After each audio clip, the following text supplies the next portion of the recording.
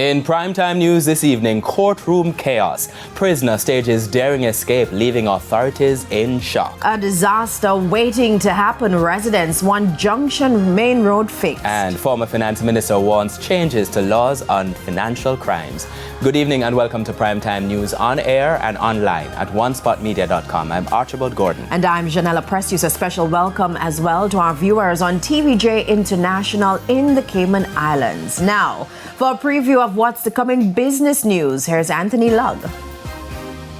Well, Janella, concerns this evening that businesses continue to shy away from reporting incidents of cybercrime. I'll tell you about that and more in the Business Day. And I'm wondering what kind of concerns are in the big show. Jermaine Brown, what's happening?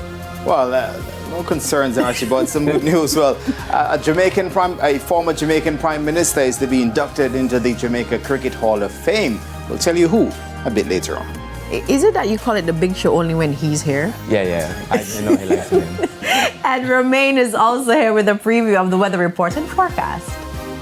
Thank you, Janella. Now, we do have windy conditions still being preserved across most of the northeastern portion of the island, so that smoke-craft warning stays in effect. And there are some isolated showers expected across sections of northern parishes this weekend.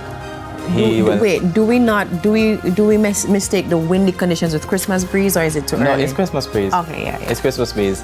There's more on the weather later on, and also sports commentary as well as E-Prime. But before the break, the feedback question. And this evening we are asking, what are your views on the holding of all 4 by-elections on the same day? You can share your comments online, facebook.com/televisionjamaica. And you can post on X at TVJ News Center. Please stay with us. Primetime News returns after this break.